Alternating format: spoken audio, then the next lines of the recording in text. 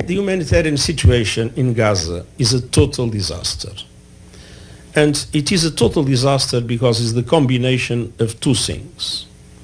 First, a military campaign that has have the highest level of killing and destruction that I remember in any other military campaign since I am Secretary General anywhere in the world. And the military campaign that has a certain chaotic nature. First, the north was attacked, people were told to go to the south, then the center was attacked and people was also told to go to the south, but all of a sudden they had to go back to the north because apparently the problem was not solved.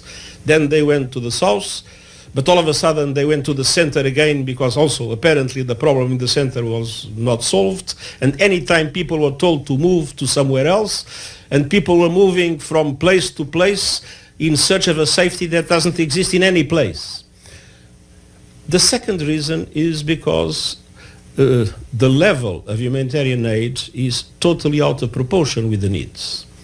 First of all, we are in a situation of total lawlessness, a situation where the law and order has completely disappeared. Nobody is in charge of security anywhere in the area of Gaza.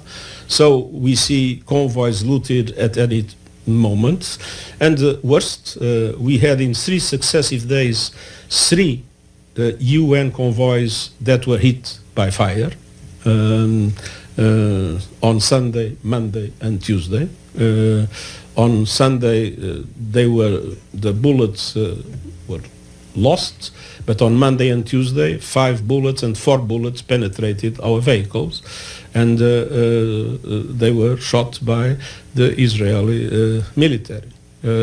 Even if the deconflicting had been established, and there were all reasons to suppose that those convoys could be moving in safely. So with total insecurity, total lawlessness, and then all the obstacles of a permanent negotiation in which difficulty after difficulty is put in relation to security equipment, in relation to the so-called dual-use items, and all other things that are needed for an effective humanitarian aid. With the combination of these obstacles, with the total insecurity in the country, humanitarian aid is far from being sufficient. And let's not also forget that our humanitarian appeal is only 36% funded. So the combination of these two factors, the way the military operations are conducted, and the dramatic circumstances in which humanitarian aid is distributed, create a very dramatic humanitarian situation. Kristen?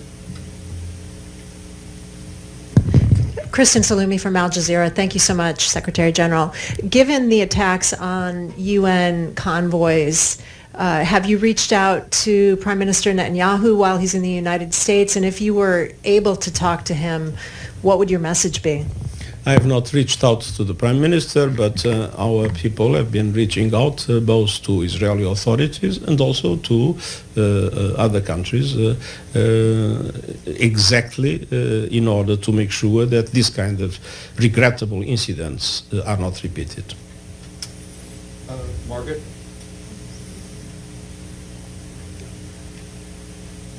Secretary General, thank you. Yesterday, Prime Minister Netanyahu addressed a joint session of the U.S. Congress, and he described his vision for a post-war Gaza. He described it as, quote, a demilitarized and de-radicalized Gaza. He said Israel does not seek to resettle Gaza, but it must retain overriding security control to prevent the resurgence of terror. I would like to get your reaction to his vision and whether it could foster a two-state solution or not. There was nothing said yesterday that is new, so there is nothing that was said that deserves comment. And obviously, we absolutely must keep the two-state solution as the only possible long-term solution for peace in the region, independently of whatever is said by whoever, wherever.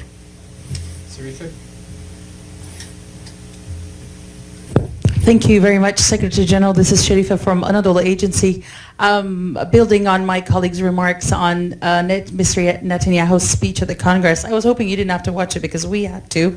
But he said, allow me to quote, "Despite all the lies you heard, the war in Gaza has one of the lowest ratios of combatants to non-combatants casualties in the history of urban warfare." And he also argued that the number of civilians killed by Israeli forces in Rafah were practically none.